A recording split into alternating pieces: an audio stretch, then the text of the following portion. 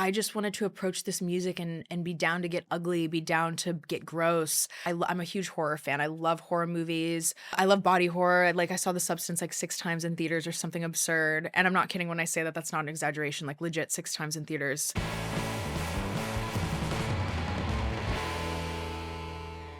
Slayyyter, welcome to the Rolling Stone studio. Thank We're you. so thrilled to have you here. You played Fallon last night. I did. Yeah. Let's get into that first. How is that as your first, it's like a late night debut? It was crazy. I was really honored. I feel like that's one of the things you dream about when you're young, and my mom watched and everyone's been hitting me up about it. It was really cool. A really cool thing to do. I've never even been on TV at all before, so felt like a cool kind of first thing to do. Come on, that's how you do it, Slayyyter! It's interesting too because I think there's this element of there used to be so many places for artists to go perform on TV, or like a promo cycle would include so many more performances than is what's expected now. Like people used to perform at Walmart and like Yeah. Yeah. wherever there was a stage, it was like Parking get on lots, the stage the and mall, yeah.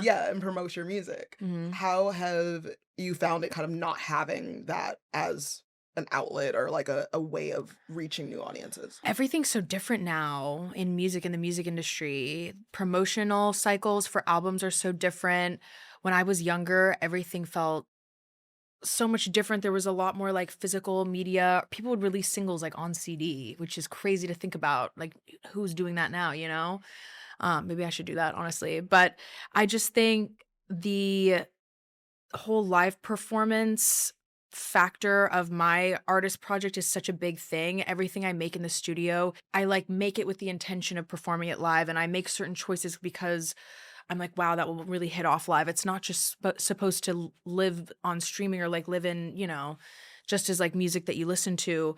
So it's really important to me to kind of like, I think Coachella was a big moment, and Fallon last night felt like a big moment just because the music has such a liveness to it that it needs to be like performed, Coachella felt like a major moment. I think even just being in the crowd there, you got a sense that there was like something really special happening. And I think especially for people who had never seen you before, Yeah. it was it was like a nice palette of what your range is as an artist, I would say. It wasn't just like, I'm going to Yeah. get up here and sing these songs and they're all going to sound kind of the same, but a little bit different. But it was like really from one thing to the next thing.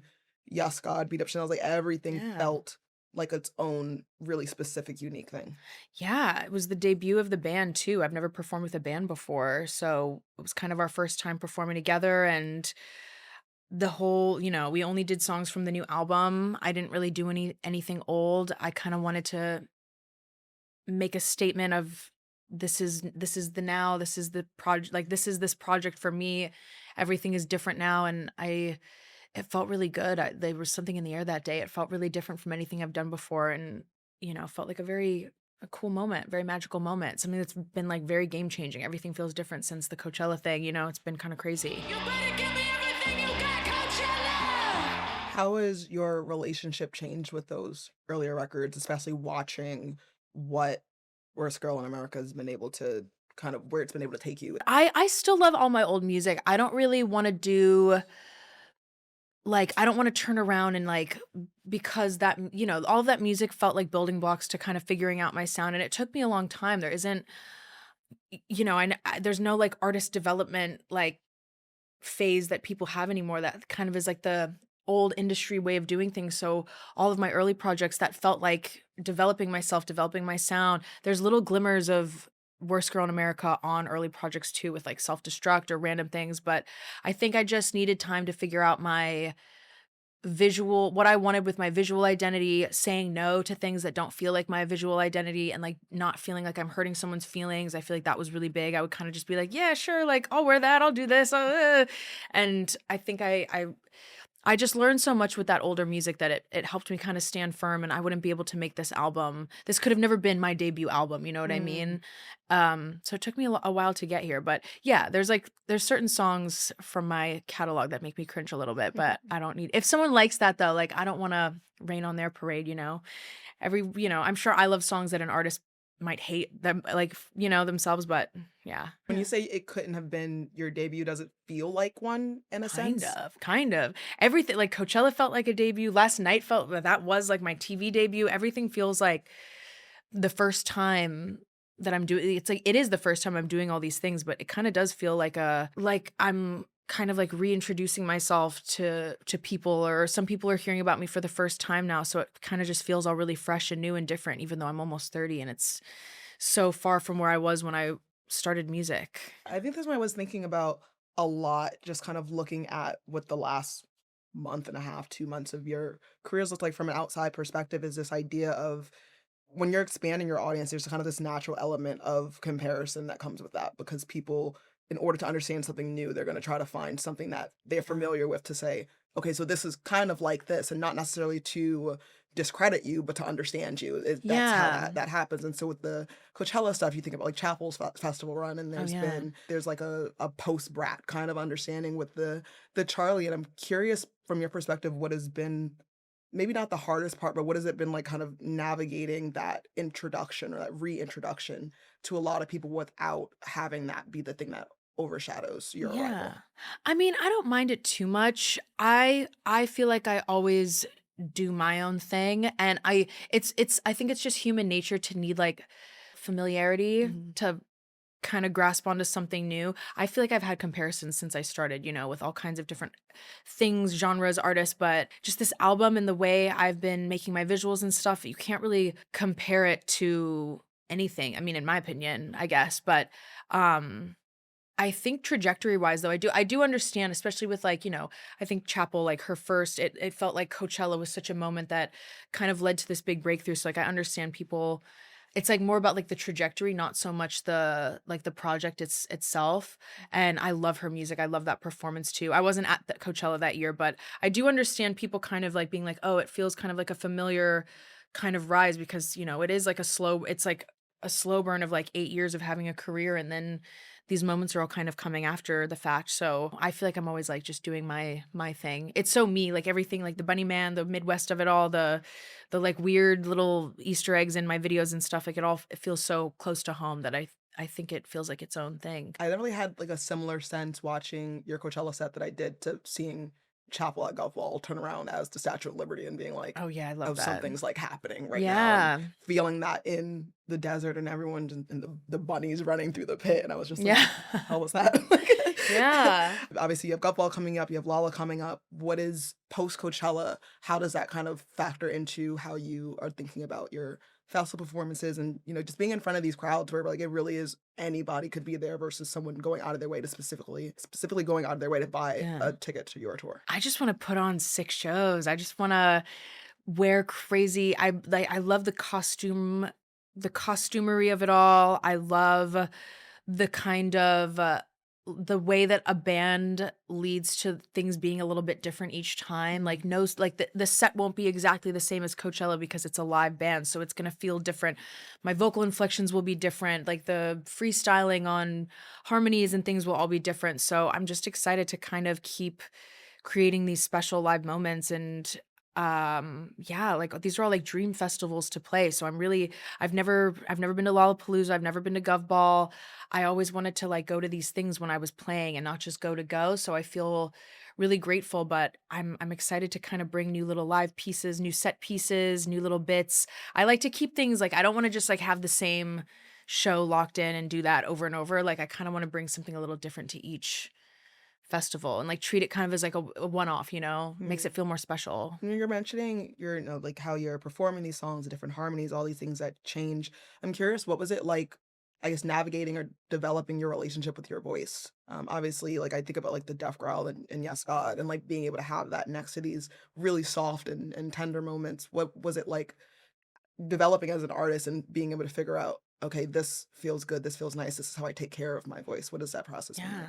It took a while. It took a while for me to get comfortable with exploring different sides of my vocals, or different like sectors of vocals, where I feel like when you start as an artist, you're expected to kind of choose one or the other, or everyone's like, oh, your sound, and you have to hone in on like this very specific thing. But I feel like I use different accents. Will have like more of like Missouri kind of like, country twang, even though that's not like, you know what I mean? Every song kind of calls for something different. Sometimes it's more of like a punk like accent where I'm like, kind of like crying and like stuttering, and sometimes it's really high vocals, or sometimes I'm like rapping really low. And it took me a while to be like, this all still feels like me. I don't have to like choose between one or the other. But I think opening over the years for other artists helped me get comfortable, because you do things on stage. I feel like the way I would feel when I would perform like Daddy AF in like a really punk way, I was like, like I want to make like tough like music. Like I love the feeling of doing this over like dance pop. I love dance pop, but like I don't feel like that's always so me. Is like the kind of clubbier like dance music, and I just love the way it felt to like scream and roll around. And I love punk music, I love hardcore, I love everything in that zone, so I think I just wanted to kinda implement things like that in my own way, and it took me a while to feel comfortable doing that, you know? You feel kind of like like, I feel like when I was starting out, I was like, "Oh, I don't want people to think I'm a poser or something," even though I do listen to this music. Yeah, I think that reminds me a lot just of how kind of unpolished a lot of the album sounds, and I think especially when you're thinking about music in a pop space, there's almost this expectation of, like, this certain sheen and kind of Yeah. precision Mhm. that this album feels actually kind of averse to, and I was curious about your Yeah. leaning into that. Very intentional. I started to get really fatigued with what I would call, like, very expensive sounding, well mixed, almost like algorithmic pop music. And even if it's not algorithmic pop music, which like I don't know, people can take from that what they think that means, but just like very expensive sounding mixes and very clean vocals and very like it just started to feel so robotic to me that with this album I was like I just wanted to turn the crunch up. And like when all the songs were getting mixed, I was like kind of requesting like, "Oh, Clint, can we like make things feel a little more like rough around the edges or like not so perfect?" And I was using like, Total by Sebastian was like a big reference. Like I just love the mixes on that album, or like old MIA records. The mixes don't feel so perfect. And I feel like a lot of charm has been lost from music because it's so expensive sounding. People record on the best mics you can buy. It all just feels so copy paste and the same and the same. So wanting to do things like a little cheaper, a little more, it gives it a little more soul and a little more personality. I think you see it in the visuals a lot too, and I wanted to ask about your experience self-directing a lot of what Yeah. this era looks like, but I was thinking specifically about Yes God and thinking specifically about cannibalism and how they're bloody, like, body horror type Yeah. videos, and I was like, that kind of really deconstructs this idea or perception of beauty in pop, and that's kind of framing an expectation of what we expect a pop star to look like. Yeah. And I was curious about what it was about that kind of drew you into kind of untangling what that is. I think I never fit the box of beautiful, chic pop star, and I just wanted to approach this music and be down to get ugly, be down to get gross. I feel like my original outlines for this project were a lot gorier and like worse, and it wasn't because anyone told me not to. I think I just naturally was like, all right, I don't know if we can like do all that, but I'm a huge horror fan. I love horror movies. I love I love body horror. Like, I saw The Substance, like, 6 times in theaters or something absurd, and I'm not kidding when I say that that's not an exaggeration, like, legit 6 times in theaters. But I just love things that make you feel unsettled, or things that have a creepy element to it. And I think in pop music, some of my favorite videos growing up, some of my favorite visuals always had you would leave feeling kind of like "Blah," or like the Smack My Bitch Up Prodigy video that like Jonas Ackerlund directed. It's such a it like make like you feel so like you feel like you're like gonna get in trouble for like watching it or something. And there's like some kind of like danger that you feel watching it. I just wanted to approach my own visual world where not everything needs gore and blood, but I think when the music feels so extreme, I would just like see these visions of those kinds of things in my head. Or the song Cannibalism with like there's like a literal scene with like the bunny man in the corner of the room, and it's not like really about cannibalism per se, but just how like sometimes like a crush can make you feel that way, or you can feel consumed by someone. And there's a lot of symbolism in a lot of different things, but I kind of love playing with extremes in visuals. I love really extreme visuals in movies, so like I think with my own music videos, I kind of want to push it as far as we can without having it taken off YouTube. I feel like even with, like, Beat of Chanel's, I think just having, like, this kind of mixed matched group of people and just, like, it felt very rooted in where this album feels like it comes from, right? And having Mm. those kind of ties and kind of platforming that Missouri element more and just like what is it like to be a person who's just kind of around and every day it's like, okay, so what's today gonna be? And not necessarily having a set plan, I guess. Yeah. So I'm curious about kind of what it's been like bringing those kind of elements of your past into this current world that you're existing in now. Yeah, it's been really funny. I especially it's funny you mentioned Beat Up Chanel's that video particularly when we were doing the first shot of the day was with all the boys in that really like trashed up room. Mhm. And I was like, oh my God, I feel like I'm in high school right now, like sitting in an afters listening to someone like talk to me about some band, drinking until like the sun comes up. It felt I was like, this is crazy because that's exactly what it would look like. Then be all my friends were skaters and they would like have these kickbacks where it would just be like trash and cigarettes and bullshit everywhere and it's funny to kind of relive things from my past or to kind of stylize memories that I have of my high school years or my childhood. I think that this album feels so inspired by everything I loved in high school, everything I loved when I was growing up, everything I'd play on my iPod. So making the visuals, not just like random vibe visuals, but things that really hit home and things that use pieces of my memories of being a kid or like little things like my mom had bunnies all over our house and like that's everything feels like you're kind of remembering a dream or like you're remembering your childhood through this like dream lens and like maybe you're not remembering it correctly but there's like pieces playing out in your subconscious that are like forming into new things. When you were first starting, there was like a reluctance, I think, that you had to kind of blend the worlds between the artist identity that you were building and then your actual like life. I remember like seeing a tweet where it was just like you were like, please stop trying to find my real name. Like it makes me uncomfortable. Like Yeah, yeah, oh my gosh, and the then this early days. and so now this album kind of go like obviously kind of shed that anonymity like a while ago, but this album really does lean more into these more personal stories. Think about like Gas Station feels like a very like you're listening to and it's just like this isn't something you just made up. Like this is like coming Yeah, from a real place. Tell me about yeah. kind of breaking down that barrier and being kind of willing to just sort of let the floodgates open like that. As I've gotten older, I've gotten a lot more comfortable in my skin and a lot more comfortable as an artist to talk about things that are more personal, to show things that are more personal. I think when I was starting out, it all felt a little bit more like a character, like a fantasy, just because I didn't feel secure with like being myself as much and I feel so much more secure. It's so funny. I feel like everyone dreads getting older and when you're like 22 you're like, "Oh my god, I don't want to be 30." And now I'm like I'm 29 right now and I'm like, "Let's go." Like I would love to be I can't wait to be 30. I love the you get so comfortable in your skin.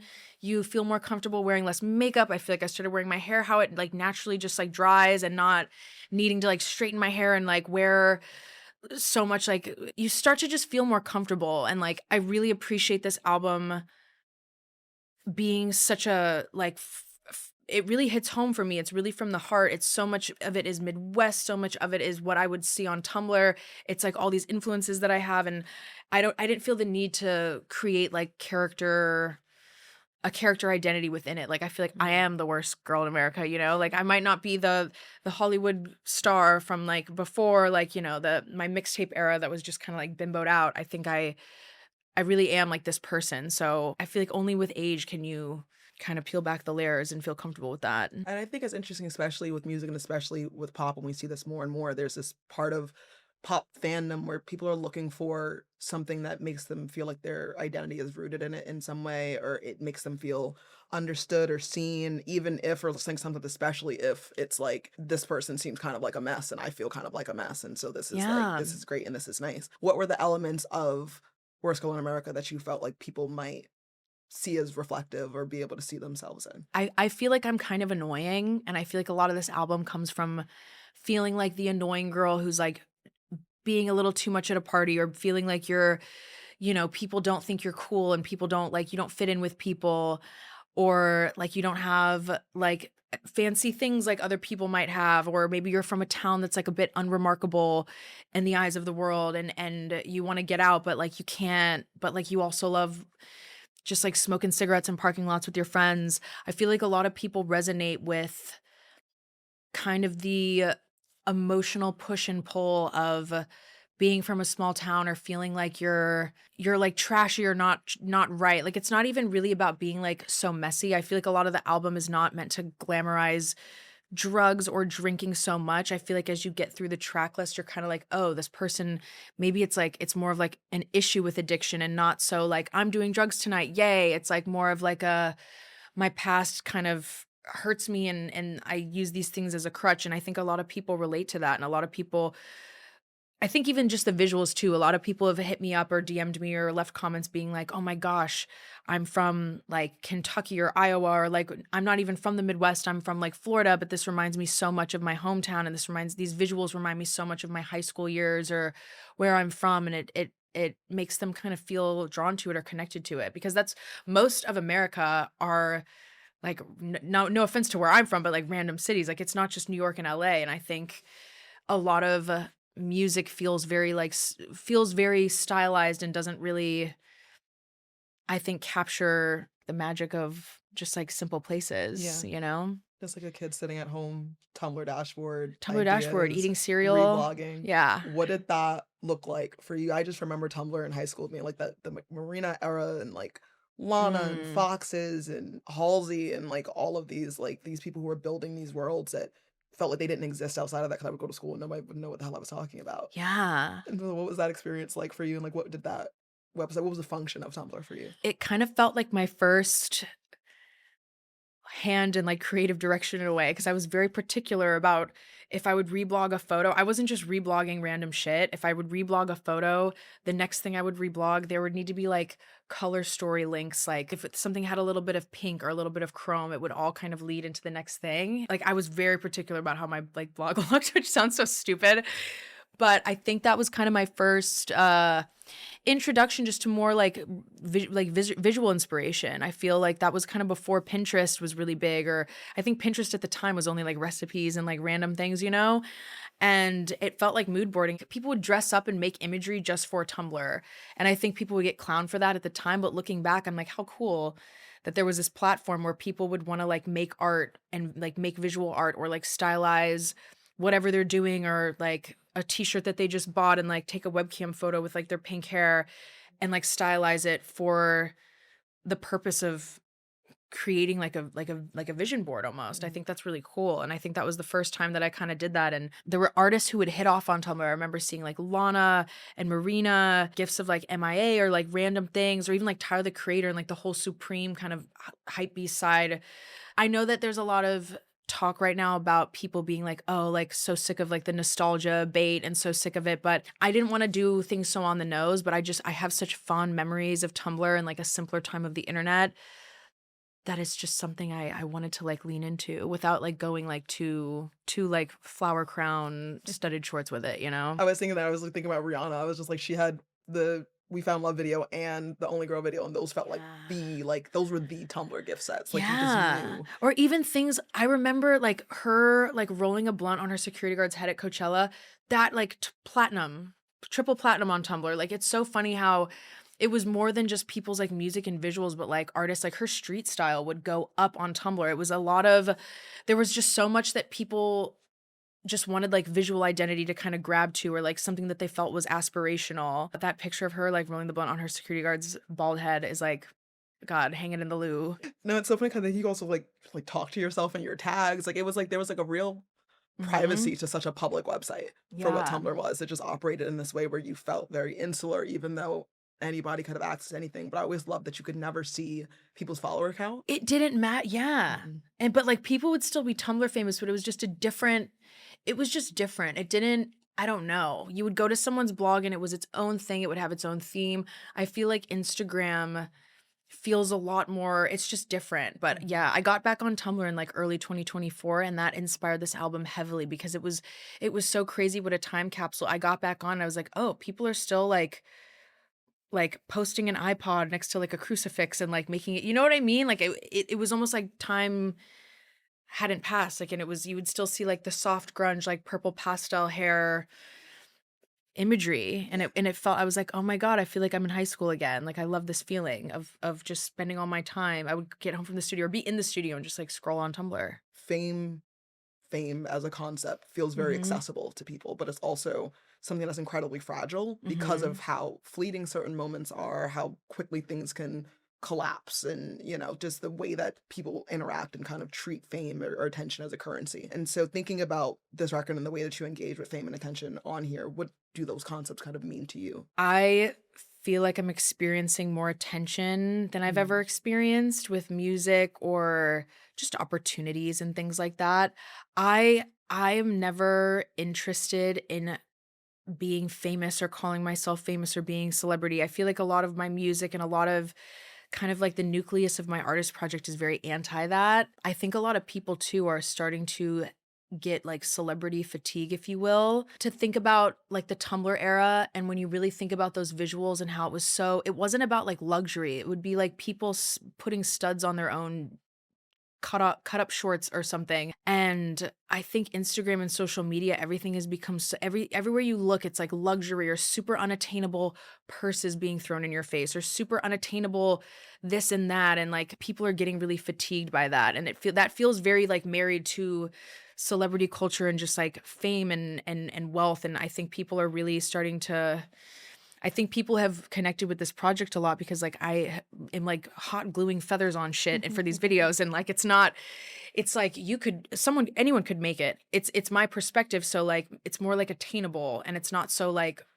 over here like you can't do this, like you don't have the budget for this. Like yeah, I don't want to be like I don't like want to be famous really, but like also don't like mind it. Like I don't mind the attention, but I don't ever think I like will call myself like, oh, like I'm a celebrity, which I have a song with that lyric, which is funny, but But I was thinking too, even like when you mentioned nostalgia and the way that that functions now, and I think there's an element of optimism that comes with nostalgia because you can think of a yeah. time when like a future seemed brighter, like there seemed to be better possibilities awaiting versus when you actually get to those moments and you're like, there's Yeah. nothing here.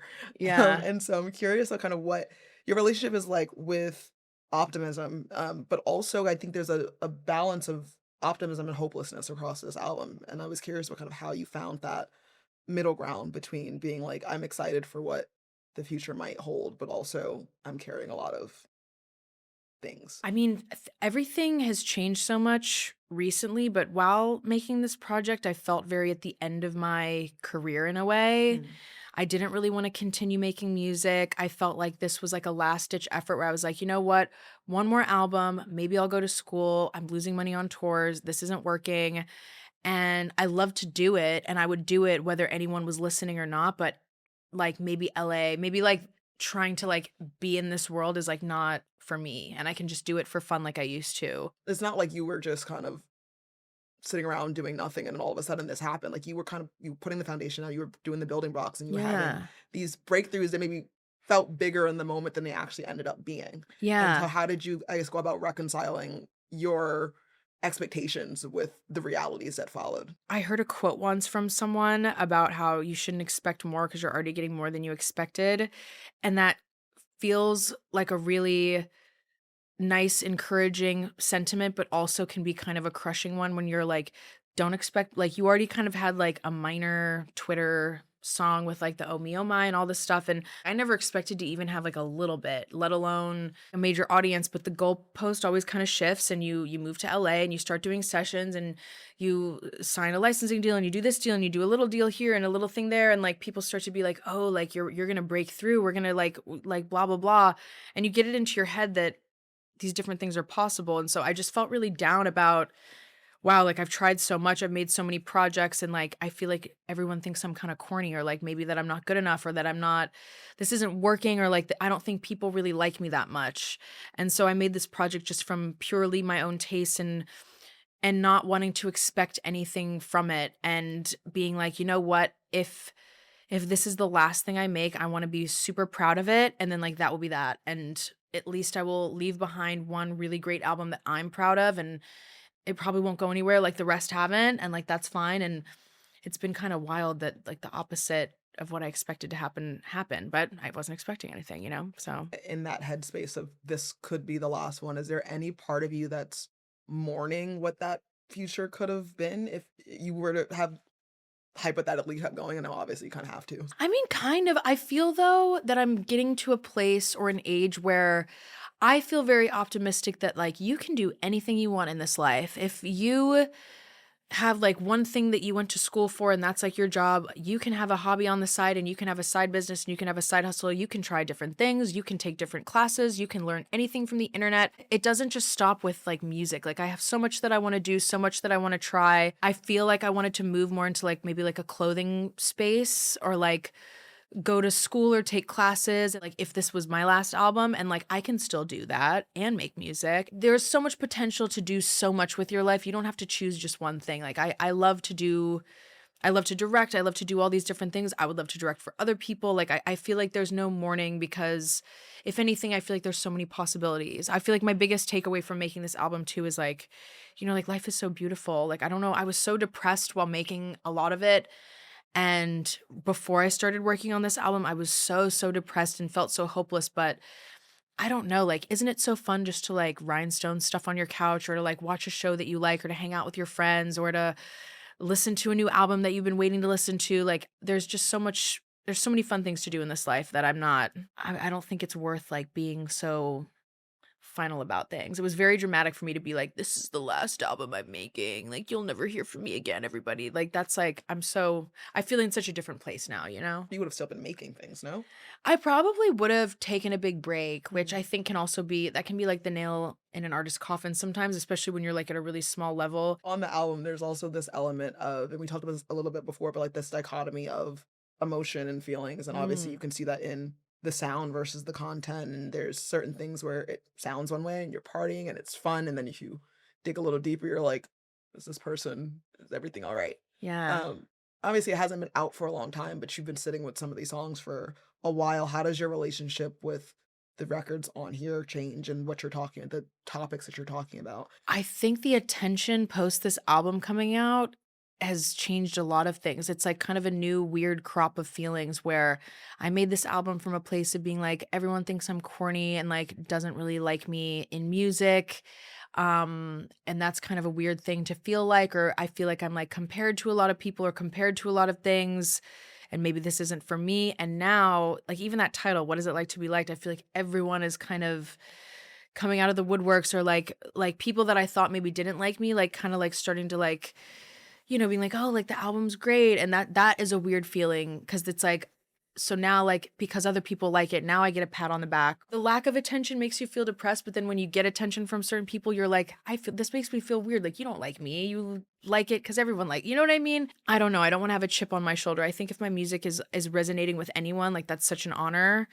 But I think my relationship, I feel like I have like more to explore with like within the titles themselves. And I've been working on new music that feels almost like a flip and a snapshot of like how I feel about everything post this coming out and how it kind of changes everything. Where you come from is such a different world than Hmm. the bubble that people live in a city like New York or a city like LA. What was that initial experience like? What is your relationship like now with that kind of external world that comes with being Yeah. in this realm of pop? I love New York and LA so much as like cities. I think the music industry though, or like entertainment as a whole, there's something about people valuing social standing or valuing people's kind of like worth as like or fame or like that is something very different to Missouri. I feel like I grew up around real people. My family is all just like real normal people.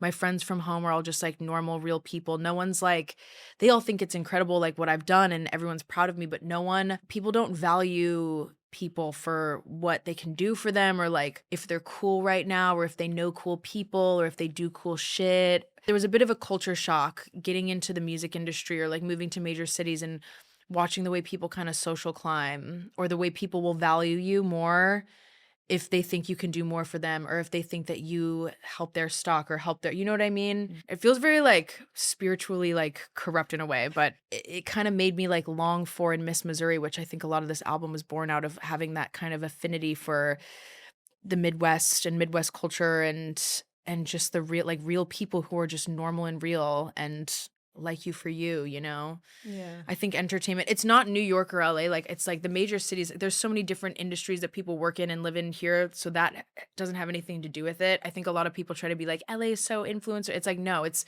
the industry of like entertainment, I think. And that was a very weird thing moving from like a place where people don't care about designer bags and random things to like the complete opposite in a way. When you recently talked about, I think it was an Instagram post about Broke Bitch Freestyle, and you were talking about sampling a phone call with a friend from home and ranting to your friends Uh, about home. yeah. What was what was the rant about? Like I love a hometown rant because it's like only you can talk about your hometown the way that you talk about your Yeah. hometown. He was saying, it was my friend Sam, he's so funny. He was saying something about, he was like, I'm not a cowboy. Like, I'm a hillbilly. There's a difference. Like, I don't really know what he meant by that. He drunk calls me a lot and like just like says like really funny, very like prophetic things. And I was recording him and I was like, yeah, can I use that in the song? Like something about that really like touched my soul of like, you're not a cowboy, you're like a hillbilly. Like it's like, you know what I mean? Something about I just thought it was like the funny, I was like, who says that, first of all? Like you're insane. But I just thought it was such a funny thing, but it also felt like it represented this project a lot, or like even that song, just like almost like being celebratory of like not having money and not having fancy things and like spending your rent check on like boots and you probably shouldn't have done that, you know? What was the last big purchase you made that you regret a little bit? I don't really regret any purchases for the most part. I really only buy mostly vintage or like materials to make clothes. I feel like I drop pretty like crazy money at the rhinestone store. They really like get my ass, let me tell you.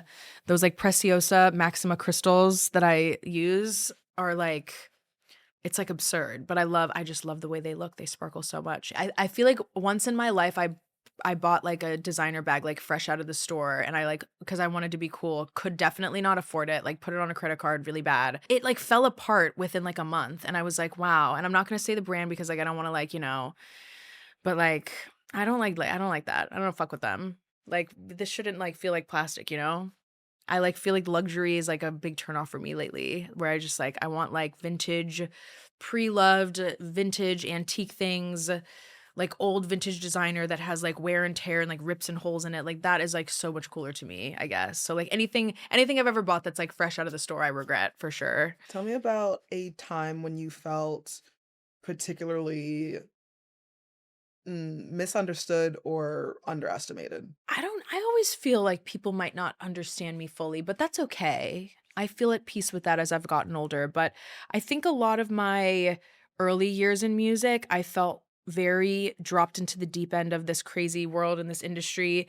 And I wasn't given a handbook on like how to act at parties, how to like, hey, maybe you shouldn't like get so drunk and do like 10 shots and like bounce off the walls and be crazy. I would get into rooms and I always felt like I was kind of not really liked by people, or I feel like my visual output was always a little all over the place early on, and I think people maybe underestimated my abilities or my talents or my taste levels. I think it took me a while to kind of find my footing with making visuals and doing things myself, and I don't need people to understand too much about it. I feel good about what I make, and I really love everything that I do now, and I stand behind like choices that I make with like outfits or music or whatever. And if it's not for everyone or they don't understand it, then that's okay. Have you kind of refined the partying approach as you've gotten older? Yeah, I've gotten really good. I feel at stopping when I need to stop. But I think when you're someone who has depression or someone who has like struggled in your life, I think it's easy to fall into traps where it's like it feels so good to like kind of like numb things with drinking or going out, or like it's like a distraction. But as I've gotten older, I feel like such a homebody. I don't really like socializing too much. It's nice to like celebrate when there's something to celebrate, but I don't feel like I'm like jumping to like go out to bars unless it's like with my friends and we're celebrating something special. Like last night, for example. Celebrated? Yeah, a little bit. Not too much though, like I called it I called it pretty early, but we all like worked so hard on the performance last night, and it was just nice to like have a drink with everyone. And then I was like, I'm good. I'm going to go home. I need to sleep. But me a couple years ago does not know when to call it. Like literally last person standing at the party, and I don't know, I'm like getting too old to do that. Back's aching a little bit. Yeah. I like need to sleep. I need to sleep like 7 or 8 hours now. Like truly. I'm curious, kind of after a big moment like Coachella, after a big moment like Fallon, how are you processing those moments and how long do you kind of process them on your own before you kind of open up to Well, what did everyone else think? I don't know if I still have processed either. It's very strange. I feel like I'm like hallucinating all these things happening or something, or this is like a simulation and it's like not, I don't know. Like I feel like these like very big milestones keep coming up and it feels so great, but I also don't want to feel too, like not let it get to my head too much. I don't want it to affect the way I approach making music or what choices I make in the future and be like, "Oh, like I'm good now, like everything I do is like great and like I'm good." Like I feel like everyone needs to feel a bit of like struggle or being uncomfortable a bit. So I feel like these big milestone things happening, but it's like the classic saying of like your 15 minutes of fame. I feel like anything can go away at any time. So I just kind of want to make great things I'm proud of and create great moments that I'm proud of and like keep my head down and like, move forward. Having had those moments of breakthroughs that might have felt like a similar like 15 minutes at other points in your career, was there something about this one that like or like a specific moment or instance that felt distinctly different of what this might actually stick? Coachella and Fallon both. Like I think performing at Coachella felt like I feel like I blacked out during that performance, but when I got off stage, I usually have so many notes about what I did wrong and it was the first time that I like got off stage and just hugged my friend Anna and just like cried and I was like, "Oh my God, like we did it." Like it like makes me I'm like get emotional when I think about it just because I have so many I always am like, "Oh, I missed that note or I did this," but like weekend one, it just felt it just felt I am so emotional lately. Holy, I need to like it just felt really special and it felt like I've worked so long with so many people who have kind of worked with me and watched every iteration of this and who've known me for so long and it just felt like we all like won that day and it just felt so good. Last night was just a dream come true. I've never been on television before. That is such a career milestone or just like a cool, not only is it cool, but it just like what a dream come true. Like seeing all the people who have been through those halls and like seeing like the pictures on the walls of like legends that I grew up like being obsessed with. It felt like such a special thing and it's something that I wish I could like have those first like over and over and over again, but you only get to have the first once. Hopefully we'll do it many more times, but there's something special about this all kind of being like the first time I'm doing these things. You mentioned obviously have some new music in the works. Yeah. So let's spill some things. Is there going to be a deluxe? Do we have plans? Is Yeah. there a timeline? What are we doing? I'm working on it a lot and I think I really have loved the idea of trying to like capture the same kind of like feeling from this music but from a different perspective, but it's not really a typical deluxe, it's not really like remixes. I love the idea of like doing the same thing twice. I feel like people hate sequels and people are very have like an aversion to making something similar or like whatever, but I'm like I love this sound. It took me so long to figure out this sound. It took me so long to feel comfortable. It's like I want to push it further and make something that almost feels inspired by the album number 1 or like a sister album. I feel like that used to be more popular back in like the mid 2000s where artists would drop a project and then they would have a project that would be brand new songs, not remixes, like brand new music, but it would be kind of like a sister album or like a brother album or whatever and like kind of extended the sound in the universe without having to like switch to a new era or anything. I'm kind of over like the whole like era culture. I feel like it's like a little bit too much. It's like, I want to like live here for a little longer. So I feel like I'm kind of making like an inverse album, if you will. I'm curious, and we can kind of wrap on this, but when you're looking forward to the next, I normally say like 5, 10, 15 years, but I feel like in this moment we need to say like the next year, 2 years, 5 years. How do you see that identity and the way that you changed and everything that you learned about yourself in the process of making this record? How do you see that carrying you through the next however many years of what you're creating? I think just having the core of it all feeling like me and feeling like things that I love and things that I'm interested in, things that I wear. I go through so many random phases and I think a lot of my favorite like fashion designers or a lot of my favorite artists in general, whatever piques their interest, they like make art inspired by that in the moment. Like maybe they get really into like vintage, like collecting vintage pinup magazines and then that spills into your visuals. I feel like I just want everything to reflect my interests, what I love, memories that I have from my teen years or my childhood. I just want the core of everything to feel like me because it finally feels that way and I love to like make things from this kind of viewpoint now. Thank you so much for Yeah. joining us. Thank you.